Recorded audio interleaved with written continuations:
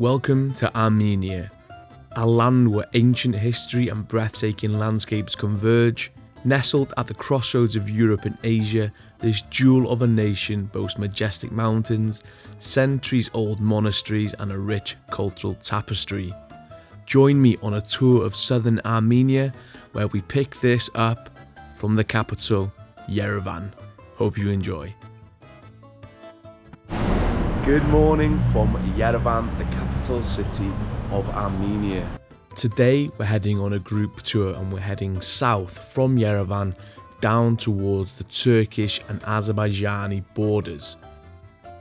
First stop of the day is to a monastery called Khor Virap, which is 50 kilometers from the capital. We are at our first stop on the tour of southern Armenia at a place called Khor Virap Monastery, with views supposed to be overlooking Mount Ararat. However, it is quite foggy here in Armenia today, so I'm not sure whether they'll be able to see the mountain. I'm going to go through the door now into the monastery, have a walk around and I'll show you what's there. So this is Khor Virap Monastery. You're supposed to have views overlooking Mount Ararat mountain, however, we have got some slight issues. The Khor Virap Monastery played a pivotal role in shaping Armenia's Christian identity. This is where Saint Gregory the Illuminator endured 13 years of imprisonment, ultimately sparking the conversion of Armenia to Christianity in the 4th century. It is said that Armenia was the founding country of Christianity even before the Romans. So all in that way you've got the Turkish-Armenian border, and on a clear day apparently you can see the border fence, which is guarded by 30,000 Russian troops which are stationed here in Armenia. So all behind me should be the snow-capped Mount Ararat, but unfortunately the fog is blocking it out. The guide was telling us that Noah, during the Great Flood, and Noah went on his ark, when he first hit land, he landed on Mount Ararat, 4,500 meters tall, I think it is, and this they're supposed to be.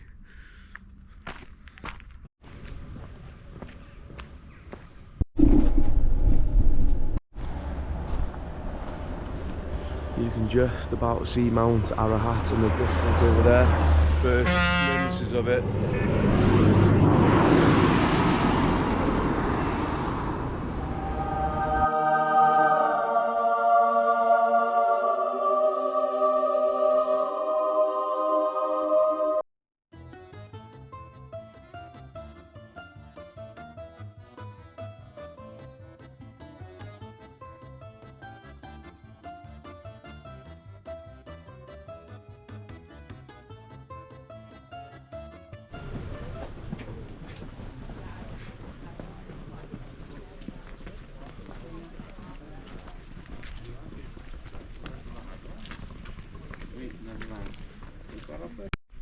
We're now in our second stop, which is the Noravank Monastery.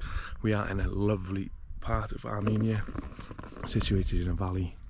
The skies are blue.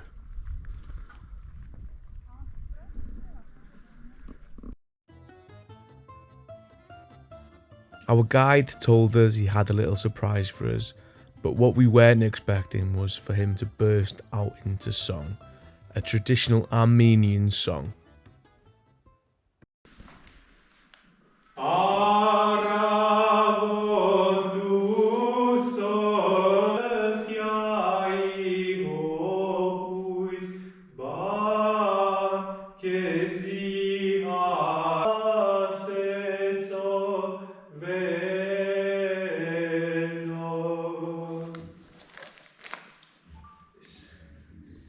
Thank you.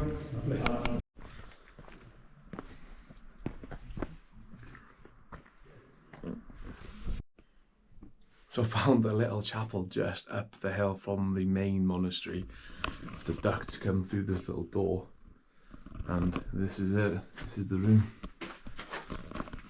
So we've got an hour stop here, and then we go for the best part of the day. wine tasting and lunch. So I think there's 4 stops in total of the trip. The first one, which is the Khor Virap Monastery, which is an hour stopover. The fog was just too thick. Couldn't see that Mount Ararat. Couldn't really get to experience the location and the sights. But the sun's come out now for this place. But yeah, beautiful. Let's crack on. This is another chapel like the one I've just been into there.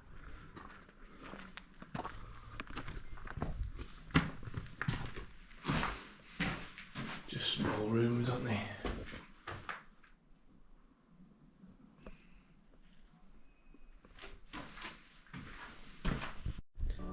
The Noravank Monastery, nestled in the Amagu Valley, surrounded by towering red cliffs, this beautiful structure overlooks the valley below. This monastery was built in the 13th century. There are 2 floors to this monastery. However, in recent times, a tourist did fall off the staircase up to the 2nd floor, and therefore the monastery's upper floor is now closed to visitors.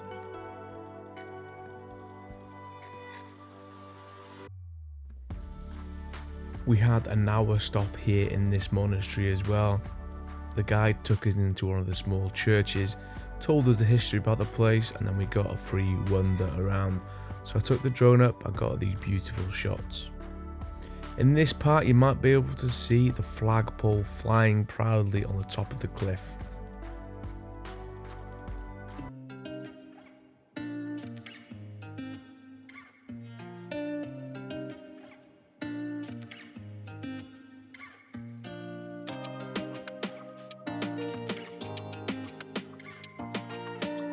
So we're now in a wine factory, wine processing place. We're going to have some wine tasting, some lunch, and a little tour of the wine making facility.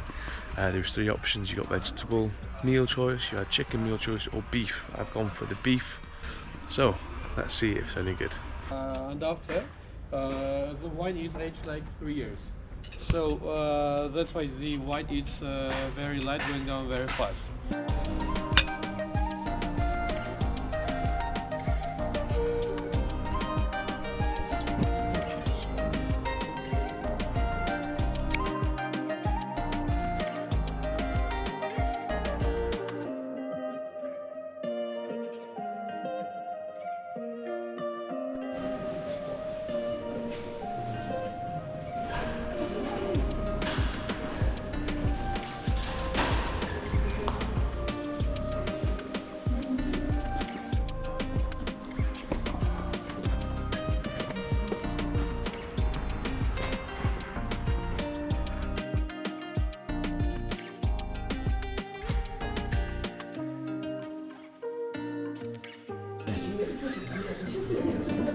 Yeah.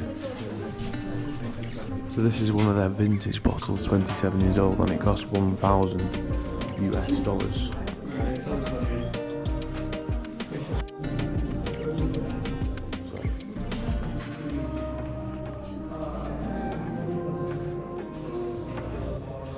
is one of the aging rooms where the wine in the barrels age over a number of years. These are made with Armenian grapes.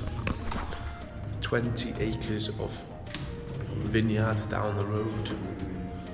These barrels will last for 50 years before they need to be put into new barrels. So you can see this one's dated 2019.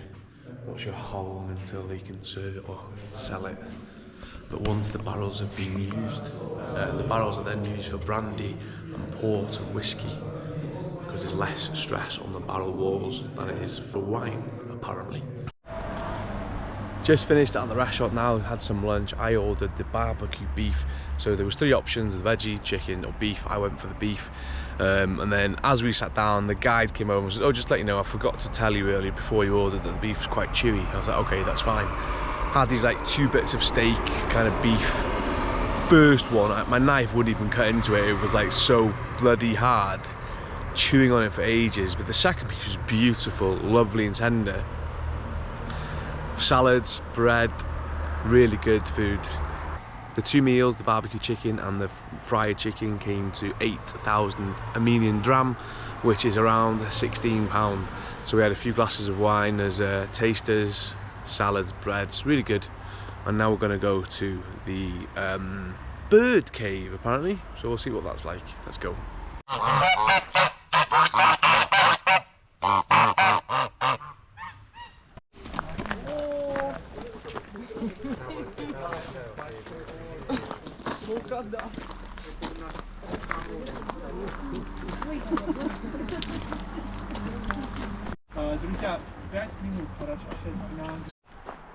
Hello and welcome to the 4th and final stop of this tour. We are in a cave complex called Armenia 1, which is known as the Bird Cave. Are there going to be any birds there? I don't know. But anyway, this is a complex of caves which was used as a Bronze and Iron Age settlement area and ritual area. There's loads of excavations in there and they found loads of things. So we're just going to head up now as a short walk up these stairs up to the cave. So let's go and have a look, shall we?